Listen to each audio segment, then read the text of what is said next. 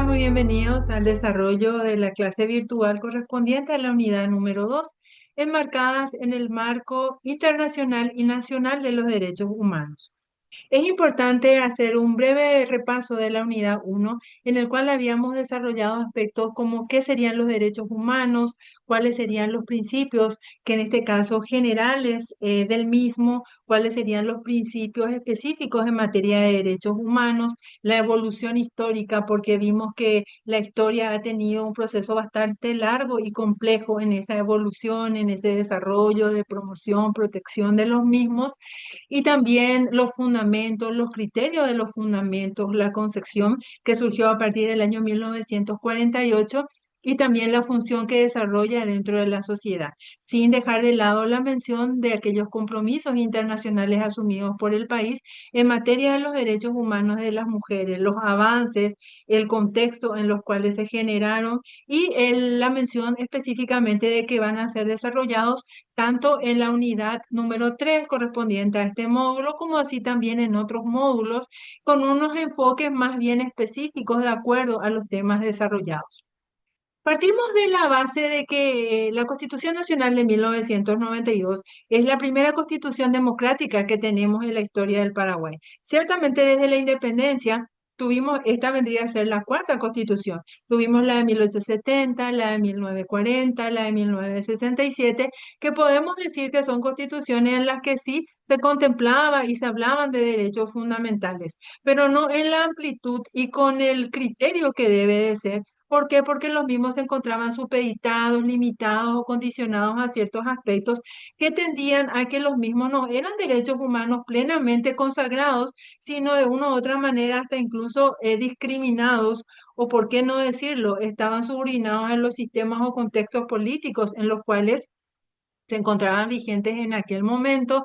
Hasta podríamos hablar de un sistema de privilegio, de un sistema de cierta subordinación, un encubrimiento o una interpretación que daba para otro lado en ese aspecto. Sin embargo, en la Constitución del año 1992 ya tenemos lo que sería el reconocimiento de esos derechos fundamentales sin una subordinación a los sistemas políticos, a los sistemas de gobierno, sino en un trabajo conjunto en el que se les reconoce, se promociona, se tiene las garantías, se tiene la protección y las herramientas establecidas para ese efecto, lo cual genera un ambiente bastante propicio, un medio adecuado para la elaboración, en este caso, de aquellas políticas necesarias, políticas de igualdad necesarias, políticas integrales. Porque cuando hablamos de derechos humanos, hablábamos de un conjunto de derechos que son fundamentales, inherentes a la persona, que son intrínsecamente pertenecientes a lo que serían las mismas y que deben de ser objeto de promoción, protección por parte de los estados a través de sus a través de sus diversos mecanismos. Y qué mejor que estar consagrados en la Constitución Nacional, que es la disposición máxima dentro de nuestro estado y que en este caso tiene un orden de prelación en la cual se encuentra en la cúspide de esa orden de prelación. También podemos decir que a través de ella, a través de varios artículos y en específico de tres, vamos a hacer mención de lo que sería la igualdad y la concepción de esa igualdad establecida, que como ya lo habíamos visto, existía en otras de las constituciones que teníamos, pero bastante limitada, subordinada y condicionada. No era un derecho de igualdad en la plenitud como debe ser contemplado en ese aspecto. También la importancia que a través de las disposiciones normativas el Estado asume la responsabilidad de protección contra la violencia. Y en este punto ya habíamos hecho mención también que ese derecho fundamental, cuando no es ejercido, cuando no se lo puede disfrutar, cuando no se lo puede ejercer en esa plenitud, es una violación de esos derechos humanos. Y la violencia en sí es una violación de los derechos humanos y las libertades fundamentales, que afecta evidentemente el desarrollo integral de la persona y al afectar el desarrollo integral, obviamente tiene una repercusión y un choque en una conformación de una sociedad justa, equitativa, equilibrada que es la que debemos tener en este caso y es la que el Estado debe trabajar, ya sea a través de disposiciones normativas, a través de la implementación de políticas, de estrategias, medidas que se establezcan y donde todos los que estamos aquí somos servidores públicos, tenemos responsabilidades asumidas de acuerdo a las competencias y las atribuciones de nuestras instituciones que se han establecido a través también de esa cooperación interinstitucional tan necesaria para llevar a cabo adelante los objetivos y obtener los resultados requeridos en esta materia. Nuestra Constitución se basa en valores fundamentales. Ya desde el preámbulo hace mención de la dignidad humana y cuando habíamos hablado de la unidad número 1, habíamos dicho que la dignidad humana es ese valor intrínseco de la persona que lo tenemos todos sin ningún tipo de distinción. Yo no puedo hacer una exclusión con relación a la misma. Otro valor sería la libertad y la igualdad.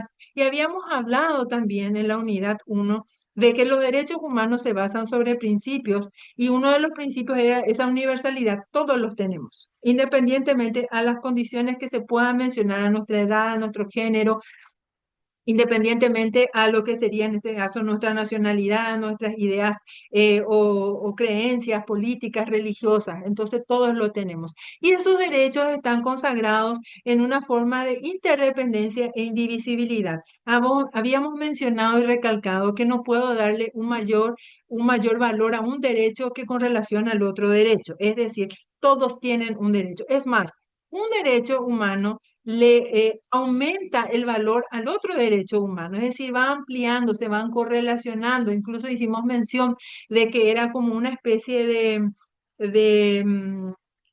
como una especie de concatenación de todos esos derechos. Es decir, están concatenados y son indivisibles y tienen un principio fundamental que es el de la progresividad, es decir, de tener los avances para futuro, de ir avanzando en las medidas, en la implementación, en el ejercicio efectivo, en los procedimientos para los casos de violaciones que se puedan generar en este caso. Está totalmente encajado, son piezas que se van correlacionando y van cumpliendo una finalidad. Uno de los puntos también fundamentales de esto es que nuestra Constitución está expresamente reconocido, que reconoce también aquellos derechos que no se encuentren enumerados y que hagan referencia a los derechos humanos o no sean, o derechos implícitos que están dentro de lo que serían las normativas. Y este es un aspecto bastante importante. ¿En qué sentido? En que establece una limitación a tal vez los abusos de poder que se puedan suscitar dentro del Estado y en esa convivencia que tenemos entre todos. Cuando hablábamos de lo que serían las nociones generales dentro de nuestra Constitución Nacional, vemos que se constituye en un sistema republicano, democrático y social de derechos, que hace un reconocimiento bastante amplio de los derechos humanos como derechos fundamentales de todos, de todas las personas que en este caso conforman y que somos parte de este Estado. Mencionando y ampliando sobre todo esa concepción sobre la igualdad, la figura de la no discriminación, dando un enfoque de la justicia social y el bienestar en general en este aspecto. Y es muy importante el contexto en los que se dio, porque como había mencionado en las constituciones anteriores, se había hablado de que incluso teníamos ya figuras como esos derechos fundamentales, la igualdad, pero que se encontraban limitados, condicionados, no en plena reconocimiento y en pleno ejercicio de esos derechos. Y es importante mencionar aquí la CEDAW. En una época en que estábamos en dictadura, nuestro país ratificó la CEDAW, porque la CEDAW es del 86, o sea, antes de esta constitución de 1992, en la cual podemos decir que de una u otra manera ya lo toma como base, como esa parte del análisis. Y fue muy importante en este caso esa ratificación, a pesar de las circunstancias que envolvieron aquel momento, porque fue ratificada en un momento de dictadura, en un momento en que no eran ratificados derechos humanos, pero el análisis que habían hecho, en este caso los legisladores en la constituyente, fue este el análisis. Decían de que Paraguay estaba en condiciones óptimas porque reconocían los derechos que estaban mencionados, reconocían los derechos que estaban mencionados en esta convención. Sin embargo, decía de que el aceptarlos hacía como un estímulo o como algo que propiciaría que otros estados también lo ratificaran. Es decir, estaríamos ayudando a otros estados para que ratifiquen un instrumento porque nosotros ya lo teníamos consagrado en nuestra Constitución Nacional, que no aportaba absolutamente nada nuevo o innovador de derechos ya reconocidos en nuestra Constitución. Sin embargo, la concepción era bastante diferente porque no era efectivamente derechos de igualdad que estaban consagrados. ¿Por qué? Porque se supeditaba que la igualdad, por ejemplo, en la familia o entre el hombre y la mujer estaba subordinado en función de la familia, en función del matrimonio. Es decir, una subordinación existía en ese momento. No podemos hablar de una igualdad efectiva y real de la manera como la consagra en este caso nuestra Constitución. Sin embargo, la importancia de la ratificación de un instrumento tan importante como es la CEDAW, en la que contemplaba obligaciones de los estados de promover esa igualdad de género y de eliminar todas las formas de discriminación, trayendo consigo una definición que limitaba totalmente cualquier interpretación subjetiva sobre la figura de la discriminación. O sea, cuán importante era ese aspecto. A pesar de las concepciones erradas, fue un ambiente propicio de una u otra manera para que podamos ratificar un instrumento de tanta importancia en la materia y en la cual establece obligaciones muy amplias que deben ser tomadas por los estados y los cuales los estados deben adoptar y sabemos que se rinden informes correspondientes de los avances y también se reciben recomendaciones al respecto en este punto. Sabemos que Paraguay tiene dentro del ámbito de ratificación de instrumentos y dentro de las normativas ratificadas un amplio catálogo de derechos en cuanto a la protección y promoción de los derechos humanos. Entonces, es importante hacer efectivos los mismos y esa efectividad se logra a través de las acciones desarrolladas y emprendidas por cada una de las instituciones de las cuales formamos parte, en las cuales tenemos competencias asignadas y también debe existir una colaboración interinstitucional para el efectivo ejercicio de la misma. Y evidentemente para que el Estado pueda cumplir con aquel objetivo, con aquel compromiso trazado, asumido en este caso, que reditúa otra vez en beneficio de todos, porque logra verdaderamente que podamos vivir en una sociedad justa, en una sociedad equilibrada, como ya lo venimos mencionando al respecto. Es importante también aquí hacer mención del título segundo antes de entrar en los artículos específicamente sobre la igualdad, que es de los derechos, deberes y las garantías. Dentro de ello hacemos mención al artículo cuarto. Habíamos dicho de que existía una interdependencia y una indivisibilidad entre los derechos, en los cuales yo no puedo hacer un orden de prelación de que este derecho es más importante que el otro. No podemos hacer el desarrollo en este módulo de todos los derechos fundamentales que están consagrados en la Constitución, pero sí de algunos más puntuales, no porque tengan un mayor valor, sino por el rango de responsabilidad que en este caso el Estado asume al respecto. Y cuando hablamos del derecho a la vida, hablamos y dice que el derecho a la vida es inherente a toda persona, a todas las personas, y dice que se garantiza la protección en general. O sea, vuelvo a decir, es inherente a la persona, que somos personas, todos somos personas en este caso, y somos titulares de esos derechos, evidentemente. Después dice otra vez que se garantiza su protección en general, otra vez, desde el momento mismo de la concepción. Y aquí viene el punto muy importante que dice que toda persona será protegida por el Estado en su integridad física, psíquica, honor y reputación.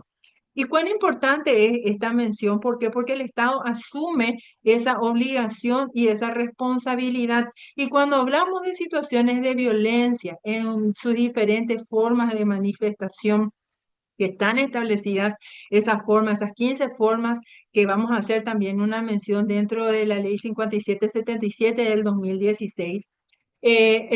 Hablamos de una violación de esos derechos humanos y esos derechos fundamentales. Hablamos de afectación de las personas en su desarrollo integral, que afecta la parte física, que afecta la parte psíquica, la parte del honor, la reputación, la vida, que evidentemente tiene un impacto en la familia, en los hijos, en la sociedad y en la comunidad. O sea, el grado de afectación es bastante extenso en este aspecto. Por ello, la importancia de que el Estado proteja, en este caso, a las mujeres y a proteja ante hechos o situaciones que generan violencia en las diversas formas que pueden manifestarse, estableciendo las medidas adecuadas. Y es por eso también la mención que en la normativa que establece la 5777, varias instituciones tienen responsabilidades asumidas. ¿Por qué? Porque el tema de la violencia es un tema de orden público, es un tema que nos atañe a todos, o sea, le atañe a la sociedad completa, las organizaciones civiles, las empresas privadas, los grupos, las asociaciones, las instituciones públicas en general. Entonces, cuán importante es verdaderamente tener en cuenta estos aspectos a la hora de llevar a cabo el cumplimiento de nuestras funciones como servidores públicos también responsables de determinadas funciones en el ejercicio de la competencia de nuestras instituciones. Entonces, posteriormente, en el próximo video estaremos desarrollando artículos que hacen referencia en específico a la figura de la igualdad. Así que muchas gracias.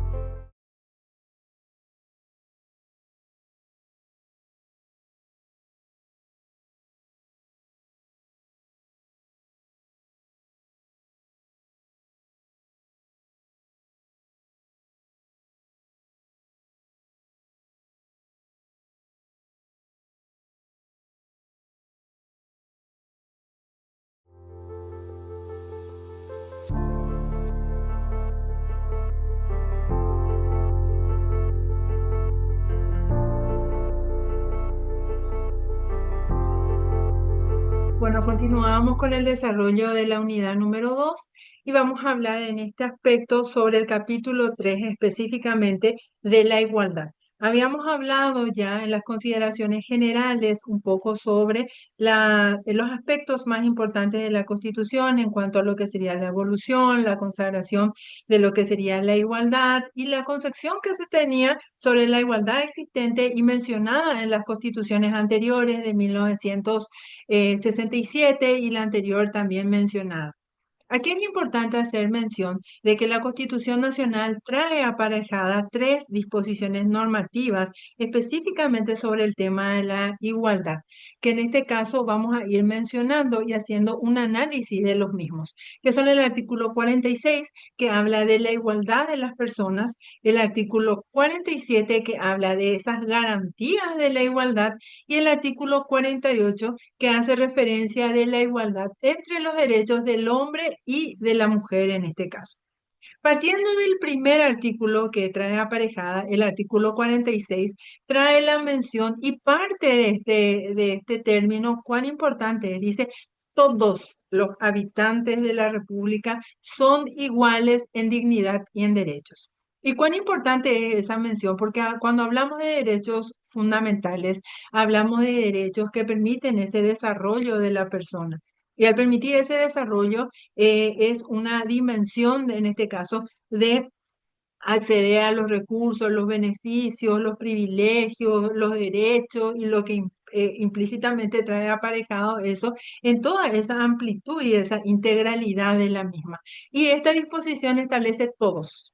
O sea, acá ya no se hace esa distinción que pudiera entrar dentro de ese ámbito discriminatorio por cualquier tipo de condición establecido. Todos son iguales en dignidad, es decir, en valor. Todos tenemos el mismo valor, independientemente a la edad, la condición social, la condición política, en este caso la nacionalidad. Todos somos iguales en dignidad y en derechos. Y al hablar de derechos, habla de la titularidad de los derechos, que está evidentemente complementado con el artículo 47, que habla de las garantías que vamos a ir viendo en mayor detenimiento posteriormente, la cual la normativa también establece que no se admiten discriminaciones. Y cuando hablamos de discriminación, y habíamos hablado de la importancia que el Paraguay había ratificado en una etapa de dictadura, una convención sobre derechos humanos de las mujeres en síntesis, porque es la Carta Magna de Derechos Humanos, ya en el 86, había ratificado una disposición de que asumía el Estado la obligación de trabajar en eliminar todas las formas de discriminación, las cuales contemplaban medidas específicas en muchos aspectos y medidas evidentemente de un trabajo que se lo siga haciendo y que se siga haciendo a través de disposiciones normativas, contemplación a través de leyes, políticas públicas y otras estrategias de acción que se van generando a fin de que el Estado pueda cumplir con esa obligación. Y cuán importante había sido esa ratificación y el contexto también en que se había hecho esa ratificación. Y aquí es importante hacer alusión explícitamente a la definición que trae esta convención de la CEDAW ya del 86, que evidentemente fue la base y fue algo que inspiró también el articulado de estos puntos tan esenciales. Y en nuestra ley 1215 del 86, por la cual ratificamos la CEDAW, hace expresa mención en el artículo primero, en la parte inicial, en el artículo primero dice que para la convención de la CEDAW la expresión discriminación tiene una definición y dice específicamente y abarca tres aspectos. Dice que cuando hablamos de discriminación se pueden dar en tres ámbitos, que serían en este caso una distinción, una exclusión o una restricción. Evidentemente los tres generan una situación, en este caso, que afecta y que genera discriminación porque se le distingue, es decir, no se le da a este y se le da al otro. La otra figura es la exclusión, es decir, se le excluye, se le quita de ese ejercicio, de ese reconocimiento, de ese goce, o se le restringe el mismo.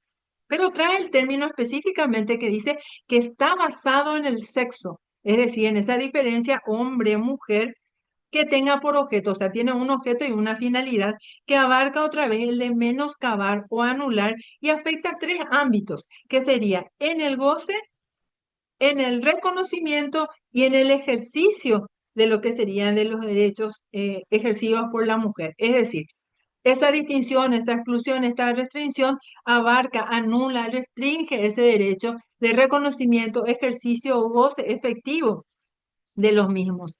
Y acá habla que se puede dar en diferentes aspectos, en diferentes esferas, en lo político, económico, social, cultural o en cualquier otra. Trae la mención específicamente de la Convención CEDAW. Y aquí es importante también porque ciertamente nuestra ley 5777 es del 2016, pero trae también aparejada una definición que está contenida en el artículo quinto de la ley 5777, que trae en el inciso B la definición que es muy similar a la misma, pero abarca otros aspectos. Por ejemplo, y hacemos la mención textual de la misma que dice, también hace mención que es toda distinción, exclusión o restricción contra la mujer que tiene por objeto lo mismo que menciona en este caso la CEDAW, el resultado de menoscabar o anular el reconocimiento, el goce o ejercicio. Esos serían los tres ámbitos en los cuales se puede dar. En el reconocimiento, no reconocerle el derecho, no darle la titularidad de ese derecho. En el goce efectivo y en el ejercicio de ese derecho.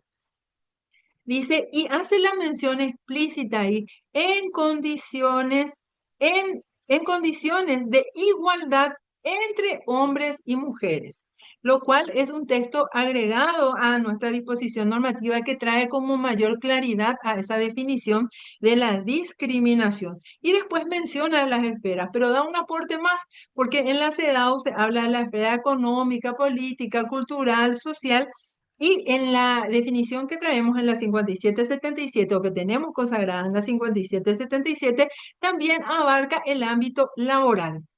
Y díganme si no sucede estas circunstancias. ¿Por qué? Porque grandes situaciones de discriminación pueden generarse y se generan con relación a la mujer en el ámbito laboral, en el tema del salario, en el tema de los derechos para lo que sería el ejercicio efectivo, las promociones, los cargos que se puedan ejercer. Existen muchas discriminaciones ejercidas en lo que sería en este ámbito y cuán importante es el reconocimiento de los mismos. Y otro aporte más que trae nuestra convención, que trae nuestra disposición normativa 5777, es que la misma se puede desarrollar tanto en el ámbito público como en el ámbito privado y vuelve a dejar un ámbito así o un margen de cualquier otro ámbito. Y qué importante es la mención de esto dentro de estas dos disposiciones normativas, que obviamente una es anterior a la Constitución del 92, la otra es posterior, pero vamos agarrando y vamos ampliando los aspectos que establecía nuestra misma Constitución de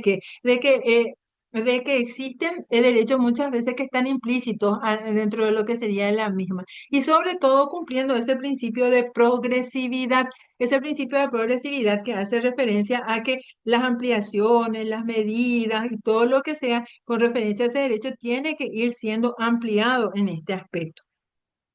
Volviendo otra vez a nuestra mención de nuestro artículo 46, sigue diciendo que el Estado tiene la responsabilidad de remover los obstáculos.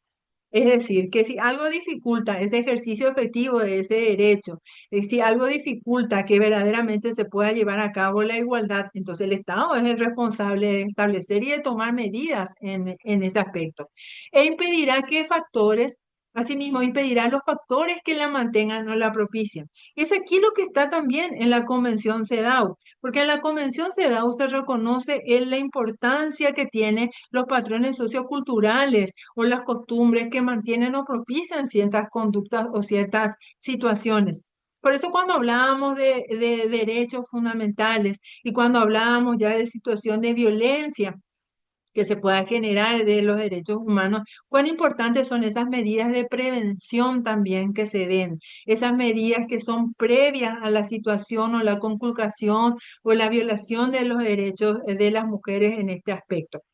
Y dice, las protecciones que se establezcan sobre desigualdades injustas no serán consideradas factores discriminatorios, sino igualitarios. Esto se da, por ejemplo, en la misma disposición que estábamos comentando anteriormente, la 5777, que una ley del año 2016, que es una ley mencionada como la Ley de Protección Integral a las Mujeres contra toda forma de violencia. Es decir, tenemos la ley 1600 que es contra la violencia en sí, que se puede generar y que puede ser en este caso, víctima de ella un hombre o una mujer. Pero existe la necesidad de tener normativas específicas que hagan frente a las situaciones de violencia en sus diversas formas que ocasiona o que en este caso sufrimos las mujeres en la cual es necesaria tener disposiciones que contemplen ello, entonces hablaríamos de una especie de discriminación positiva por la necesidad de contar con instrumentos, con normativas, con políticas, con medidas que hagan frente a esas situaciones. ¿Por qué? Porque está habiendo un desequilibrio entre lo que sería el ejercicio de los derechos de esa mujer y el derecho a vivir una vida libre de violencia, y entonces se tienen que generar mecanismos que hagan efectivo ese derecho y generar normas que puedan hacer frente a las situaciones que se presentan. Entonces, por ello, esta ley, la 5777, no puede ser considerada como una ley discriminatoria con relación a los varones, sino más bien es igualitaria porque vuelve a igualar ese derecho del pleno ejercicio entre hombres y mujeres.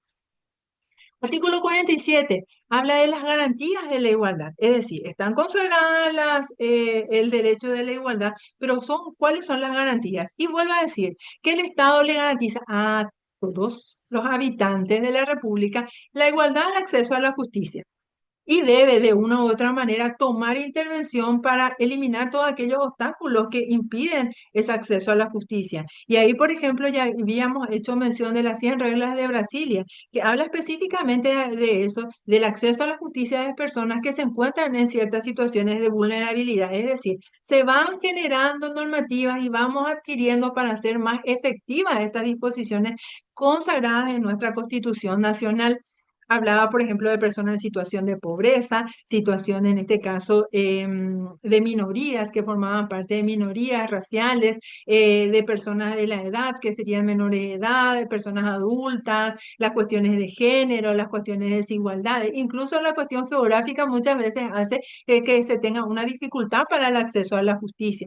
La igualdad ante las leyes, la cual está mencionada, o sea, la igualdad ante las leyes es que todos podamos ser, en este caso, ejercicio de esa ley y beneficiarnos con esa ley, ser protegidas por esa ley y tener ese mecanismo en igualdad de condiciones, tener las mismas oportunidades y demás. La igualdad al acceso a las funciones no electivas, sí, más requisitos que la idoneidad. Es decir, cuán importante también es que las mujeres vayan adquiriendo esa mayor participación en la vida pública, ese mayor liderazgo y en todas esas áreas, lo cual no tiende a ser discriminativo, sino igualitario, o una discriminación en todo caso positiva requerida para hacer efectivos estos derechos. Y la igualdad de oportunidades en la participación de los beneficios de la naturaleza, los bienes naturales, los bienes materiales y también de la cultura. Y nuestro artículo 48, que habla de la igualdad, hace una mención ya en específico. Hablábamos como una mención más general, abarcativa, y lo bajamos a disposiciones más específicas que hacen referencia a garantías y la otra que hace referencia a la igualdad, específicamente de derechos entre hombres y mujeres, en la cual establece textualmente el articulado: el hombre y la mujer tienen los mismos derechos civiles, políticos, sociales, económicos y culturales.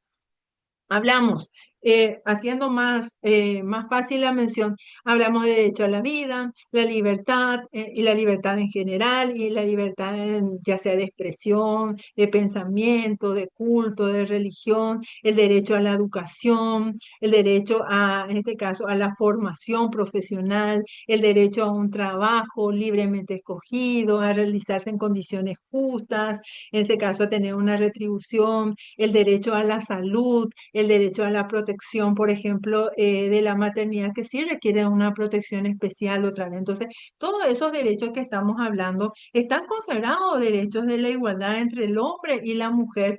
Específicamente en esos articulados que mencionan. Y acá establece otro punto, que el Estado debe promover o sea, las obligaciones que él asume es promover las condiciones y crear los mecanismos adecuados para que esa igualdad sea real y efectiva. Es decir, para que se lleve a cabo un ejercicio que no sea ni literal, bonito dentro de una normativa o de varias normativas, sino que sean efectivas. Y asumiendo otra responsabilidad también, que es la de allanar todos los obstáculos que se puedan presentar, tomar las medidas adecuadas, ya sea nuevas disposiciones normativas, modificación de las existentes, establecimiento de políticas públicas, la toma, en este caso, de funciones y responsabilidades establecidas, y sobre todo la de facilitar la participación de la mujer en los ámbitos de la vida nacional por la importancia que genera en ese aspecto también. Y es así como se han establecido las instituciones con competencias específicas. Desde ya, muchas gracias. En el siguiente punto vamos a estar desarrollando otros aspectos importantes que hacen referencia a la Constitución Nacional.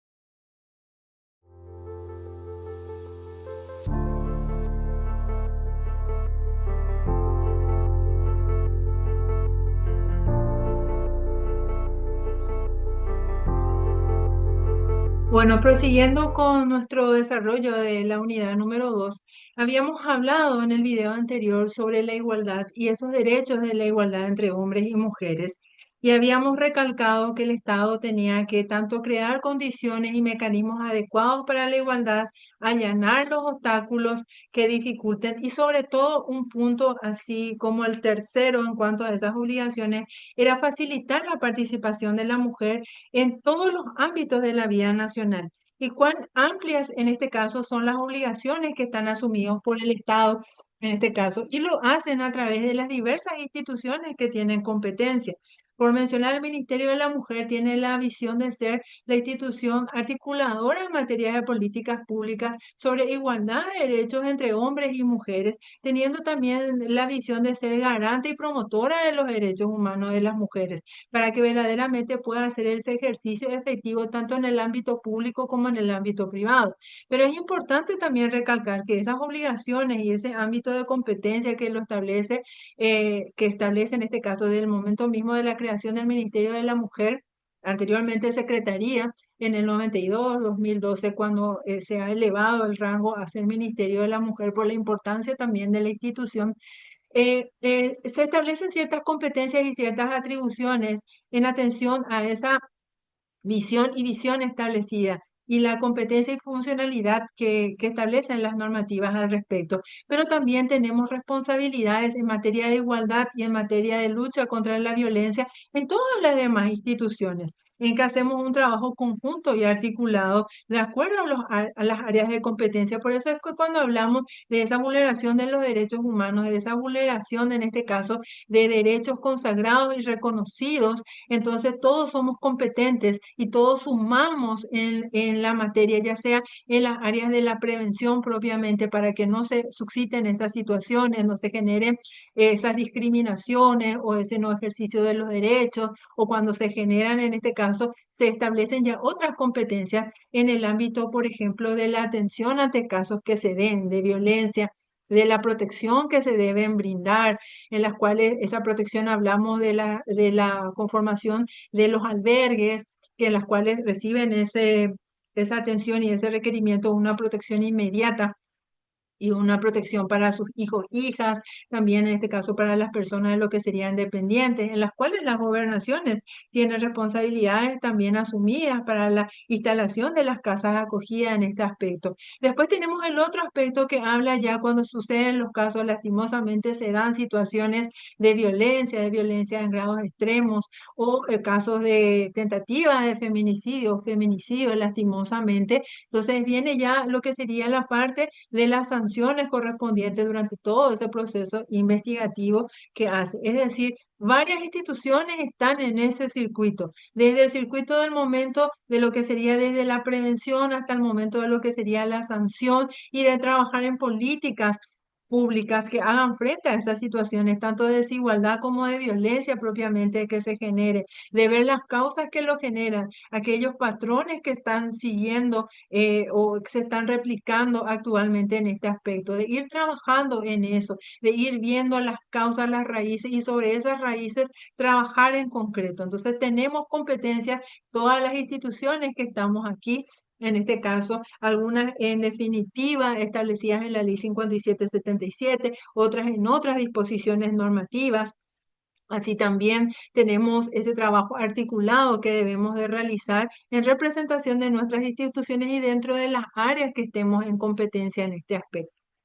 Siguiendo con el desarrollo, tenemos que la Constitución Nacional también hace mención en el capítulo quinto de otros derechos, que habla, por ejemplo, de los derechos de la familia y en el artículo 60 específicamente habla de la protección contra la violencia. Y cuando hablamos de la protección contra la violencia, es importante también mencionar que el Estado, dice, promoverá políticas que tengan por objeto evitar la violencia en el ámbito familiar y otras causas que atenten contra la solidaridad de tal circunstancia. Es decir, el Estado asume esa responsabilidad.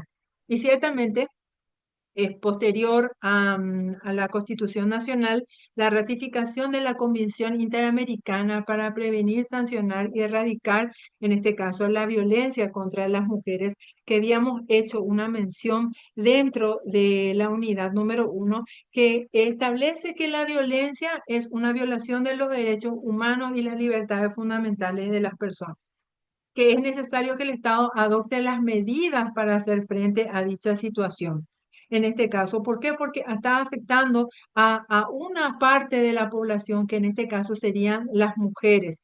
Y efectivamente eso tiene un efecto negativo y repercute negativamente en el Estado, en el desarrollo en sí, en lo que sería la convivencia de una sociedad equitativa, una sociedad justa, una sociedad tranquila, una sociedad de paz social y demás. Entonces, asumiendo responsabilidades y esas responsabilidades están establecidas tanto en disposiciones normativas internas como en compromisos internacionales que han sido asumidos por los Estados también a este respecto.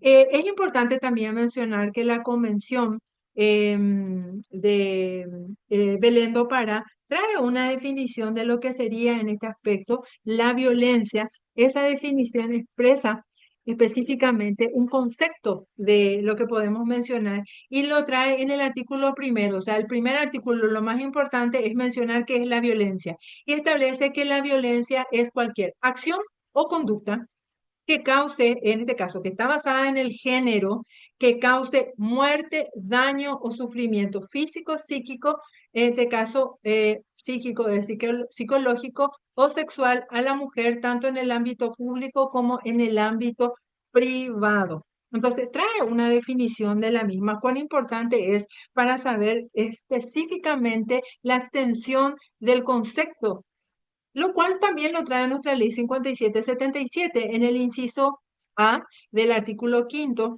que dice la violencia contra la mujer. Habíamos dicho que en la Convención Belén do Pará decía que era toda acción o conducta. La nuestra dice que es la conducta que cause, y hace referencia a lo mismo que hace la de Belén, muerte, daño o sufrimiento, pero en este caso amplía porque dice sufrimiento físico, sexual, psicológico, patrimonial o económico a la mujer. Es decir, abarca más las esferas donde efectivamente sabemos que se dan esas violencias, que se suscitan esas situaciones de violencia por la condición de tal, es decir, por el hecho de ser mujer, en la cual también establece que la misma puede ser ejercida en cualquier ámbito en el marco de las relaciones, o sea, amplía más esa definición de la violencia, lo cual es bastante importante para tener una concepción amplia de la misma y en el momento de la aplicación o en el momento del análisis, de la elaboración de políticas públicas, de medidas de acción,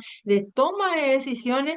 Es importante tener una definición exacta, en la cual dice que está basada en relaciones de desigualdad o de relaciones desiguales, mejor dicho, de poder y discriminatorias. ¿Cómo se asocia a lo que habíamos hablado en las disposiciones de la CEDAW? Es decir, hablamos de una situación en la que se le restringe, se le excluye, se le anula el reconocimiento en el goce de ejercicio, porque eso es lo que habíamos dicho en la discriminación.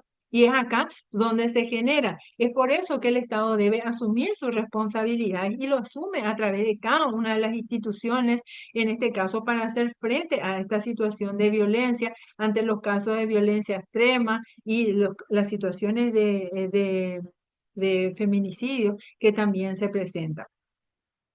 Otro de los articulados está en el capítulo octavo, que habla específicamente del trabajo, y podemos mencionar al artículo 88, que habla de la no discriminación y establece no se admitirá discriminación, dice, alguna entre trabajadores por motivos y especifica cuáles serían los étnicos, el sexo, condición social, preferencias políticas, sindicales. El trabajo de las personas con limitaciones o con incapacidades físicas o mentales será especialmente amparado. Entonces, es importante la mención de este articulado porque no solamente artículo 46, 47 y 48 hacen referencia a la igualdad, sino varios otros artículos en referencia a la no discriminación en el trabajo, en referencia a la protección especial por el tema de maternidad, en cuanto a lo que sería también el trabajo. También está contemplado el de la protección de la paternidad, el tema de la igualdad en el acceso a la educación, o sea, va a ir desarrollando varios aspectos.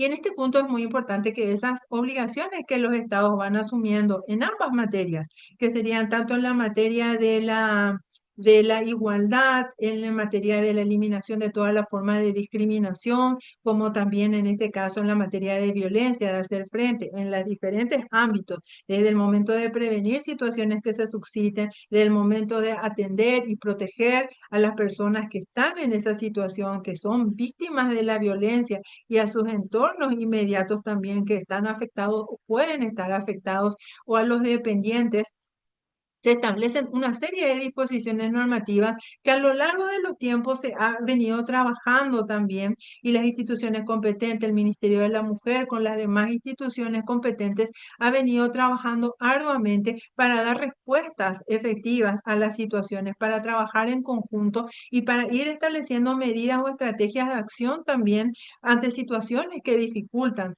El establecimiento de la mesa Previn, que nuclea a varias instituciones, a referentes de varias instituciones y en diferentes ámbitos también que hacen a su competencia para dar una respuesta efectiva ante situaciones de violencia que se generan en las diferentes áreas. La elaboración de leyes, la ratificación de leyes, en este caso tenemos la ley 1600, que vamos a hacer una mención también en detalle en la unidad número 3, la 5777, que establecen diversas formas, establecen las 15 formas de violencia, que también complementa en este caso, porque sigue vigente la ley 1600, la ley 7239 que habíamos hablado al comienzo de la unidad 1, que es la de emergencia social ante la violencia contra mujeres, niñas y adolescentes, y a la necesidad de cambio de esos patrones socioculturales que mantienen la desigualdad entre hombres y mujeres. Son todas disposiciones normativas que van siendo creadas por el Estado a los efectos de hacer frente a esas situaciones, generando las herramientas adecuadas para el mismo. Es decir, se van tomando, en este caso, las acciones correspondientes. Evidentemente existen varios desafíos, existen varias circunstancias o varias medidas que deben ser tomadas más adelante y en conjunto y tienen que ser planificadas, pero existen acciones que el Estado está tomando en esta materia y las cuales son bastante importantes en este aspecto también y otras disposiciones que también van a ir siendo desarrolladas en mayor detalle en los módulos siguientes con las personas que van a ir desarrollando, la cual les aliento a que puedan hacer lectura íntegra de los documentos que están alzados en cada uno de los módulos, por lo cual van a tener a disposición dichos materiales y van a hacer el cotejo, tal vez van a detenerse en ciertos aspectos específicos que hacen más bien relación a las funciones de su institución, pero cuál es importante es conocer las responsabilidades y el conjunto del funcionamiento de todas aquellas instituciones que tienen atribuciones en el marco de estas acciones, en el marco de la protección de estos derechos, en el marco de la promoción de los derechos fundamentales, tanto en materia de igualdad como en materia de violencia y en los ejercicios efectivos de estos derechos en este aspecto.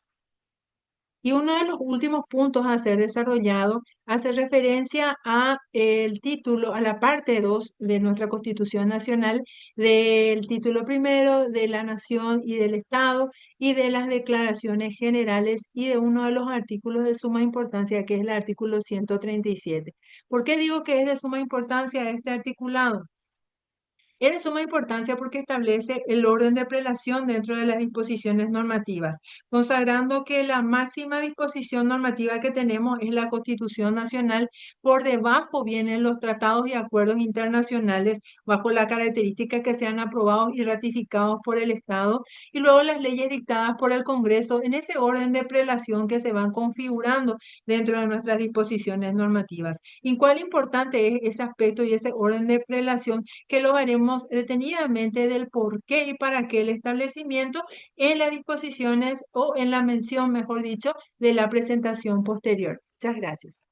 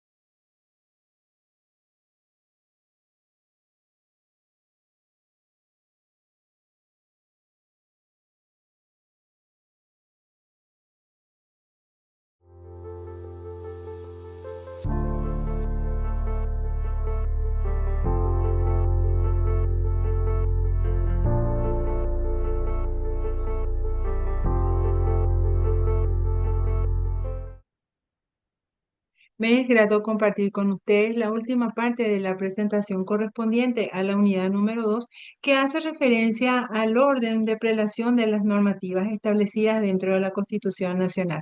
Hemos visto a lo largo de los videos correspondientes a esta unidad lo que serían las consideraciones generales en cuanto a nuestra Constitución Nacional. Habíamos visto varios artículos sobre el tema de igualdad, no discriminación, violencia, y habíamos visto las obligaciones que los estados asumen a través de las instituciones que son competentes y en la cual todos tenemos responsabilidades formando parte de las instituciones en este aspecto también.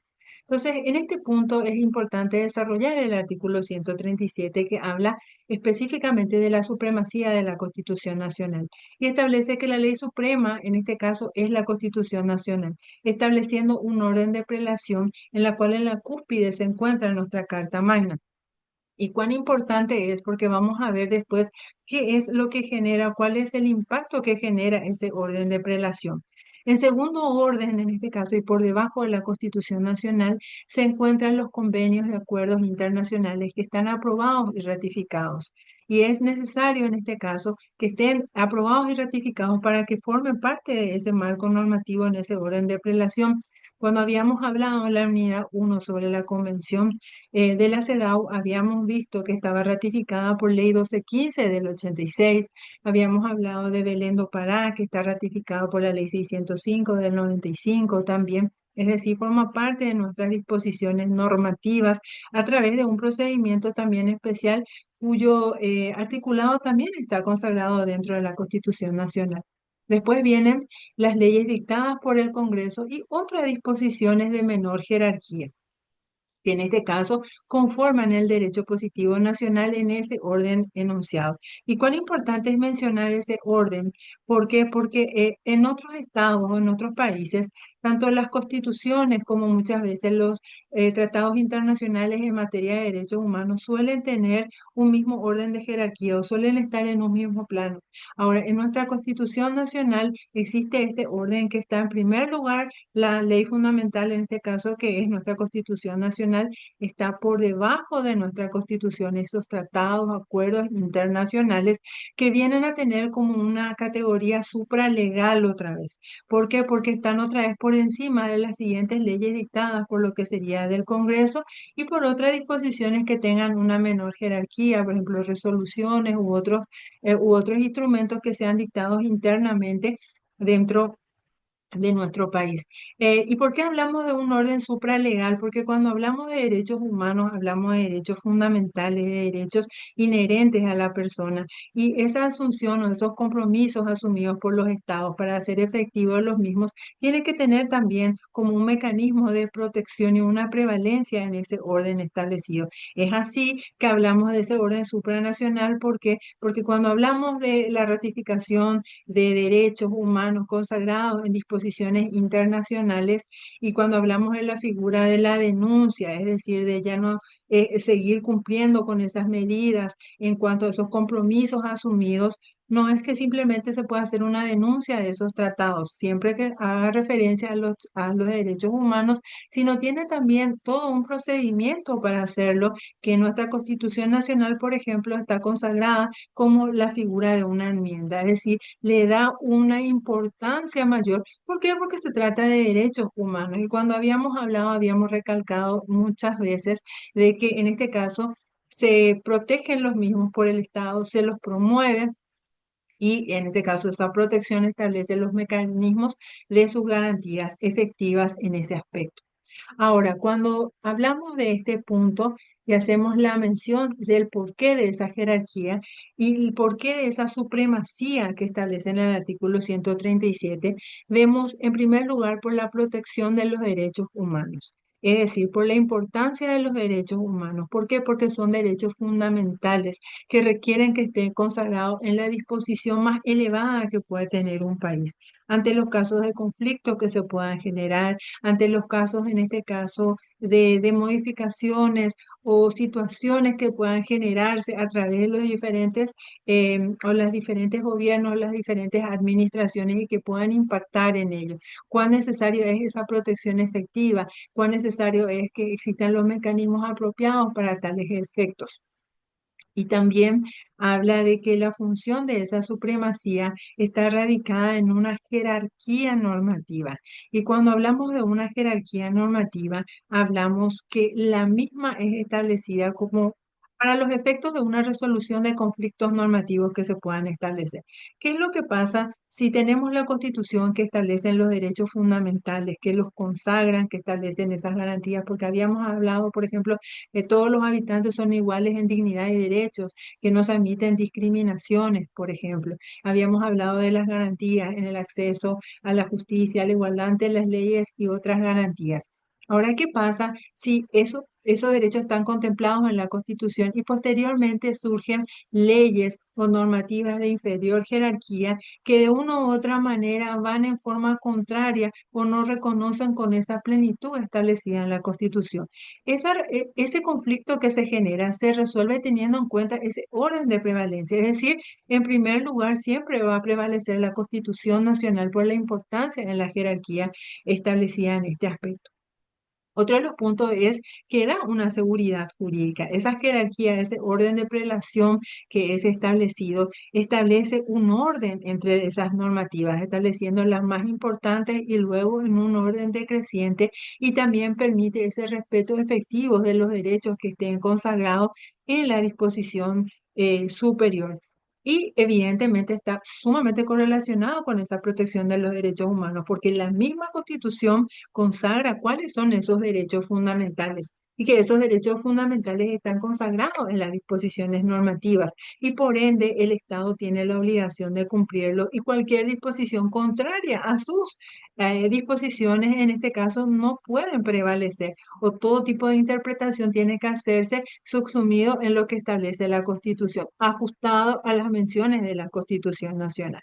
Y otro de los puntos sería el de la estabilidad jurídica. Y cuando hablamos de la estabilidad jurídica, cuán importante es tener un conjunto o disposiciones normativas con carácter permanente, porque da esa estabilidad requerida en ese aspecto, porque determina la continuidad de las normas. La continuidad de las normas, es decir, los derechos que estén consagrados, los deberes que estén establecidos, las responsabilidades, la formación que se pueda generar en ese aspecto. Da también una sensación de previsibilidad, que quiere decir que las normas son permanentes, son accesibles, normas son uniformes en este caso. Entonces da una continuidad de ese aspecto enfocado en la previsibilidad de dichas disposiciones normativas. Esa estabilidad jurídica también está correlacionada a lo que ya hicimos mención en el punto 1 y en el punto 2 de la función de la supremacía constitucional, que es la protección de los derechos humanos. ¿Cuán importante es? Habíamos hablado incluso de criterios que decían que son universales, que son indivisibles, que son anteriores a cualquier reconocimiento, pero que existen la necesidad de establecerlos como la base de las disposiciones normativas posteriores. Pero en este aspecto, cuán importante es el respeto de los mismos, y ese respeto, en este caso, basado en una promoción también y en una protección efectiva a través de las medidas adoptadas, a través de las garantías establecidas dentro de los estados. Genera también una confianza en el sistema jurídico. ¿Por qué? Porque se sabe que ese derecho está protegido por la disposición máxima, y si surge en este caso cambios de gobierno o cambios de situaciones que puedan generarse ciertas vulnerabilidades, establece que las mismas deben ser interpretadas o aplicadas en relación a la Constitución, y que existe, y si existe un conflicto en esa jerarquía establecida entre una disposición de menor jerarquía y lo que establece la Constitución, el reconocimiento de ese derecho fundamental que lo establece la Constitución, obviamente va a prevalecer las disposiciones de nuestra Constitución Nacional en lo que hace a sus normativas. Y cuando habíamos mencionado la primera parte de la Constitución, habíamos dicho de que también la misma contempla aquellos derechos no anunciados o que no se encuentran implícitos, y que habíamos dicho que una de las formas de la garantía contra el poder autoritario que se pueda dar de los gobiernos, y en este caso que generaba también una limitación a ese poder, o esa extralimitación que se podía dar también en ese ámbito. Entonces, cuán importante es también para generar esa confianza en las personas, en este caso, que cuyos habitantes, en este caso de una u otra manera, tienen que ejercer esos derechos y tienen que tener esas garantías del ejercicio efectivo de los mismos y de aquellas garantías de que ante violaciones puedan ser reclamados internamente primero y posteriormente a nivel internacional. También la estabilidad jurídica hace referencia a una adaptabilidad jurídica. ¿En qué sentido? Es importante tener normas constantes, normas permanentes, como lo que sería en este caso la Constitución, que tiene todo un procedimiento para existir algún cambio en relación a ese aspecto, pero también es necesario de contar con normativas que se vayan adaptando a situaciones o cambios que sean generados. Por ejemplo, si existe una vulneración de derechos que hacen a la igualdad o que afectan en este caso y generan discriminaciones en contra de determinado grupo de personas o en este caso contra lo que sería, por ejemplo, las mujeres, es necesario establecer normas que hagan frente a esas situaciones, ir generando normas que se vayan adaptando a las necesidades que son detectadas. Por eso es que los estados también rinden los informes correspondientes a las acciones que van ejerciendo y a las estrategias que van empleando en esta materia y la cual reciben las recomendaciones, las observaciones que van siendo las pertinentes con relación a este aspecto. También permite el desarrollo económico porque hay una estabilidad jurídica, hay una confianza generada en lo que sería en el aspecto, hay un respeto de ese orden establecido, por lo cual, claro, redunda también en los beneficios que hacen a ese aspecto. Y en este caso, permite el desarrollo económico, permite lo que sería un estado de derecho, un estado en el que las personas se sienten seguras, se sienten protegidas por el Estado, sienten que sus derechos verdaderamente son objeto de la titularidad que les corresponde. En este caso, de que existen medidas de los estados para ir promocionando los mismos, para ser efectivos, que ante situaciones de desigualdades o ante situaciones que puedan vulnerar esos derechos, se pueden ir mejorando las condiciones que hacen a los mismos. Entonces, es toda una serie de funciones que se desarrollan a través de esa supremacía y cuán importante es darle el valor, en este caso a la Carta Magna, y todo lo que venga posteriormente tiene que estar adaptada, tiene que estar interpretada y aplicada con relación a las disposiciones o a los derechos fundamentales que en ella se encuentran consagrados. Con este punto estamos desarrollando el cierre de lo que sería de la unidad número 2 en lo que hace a las consideraciones generales de la Constitución Nacional. Se encuentran agregados en este módulo también varios documentos de importancia de lectura que lo tienen a disposición para ir haciendo un análisis en mayor detalle con relación a este aspecto. Desde ya, muchas gracias.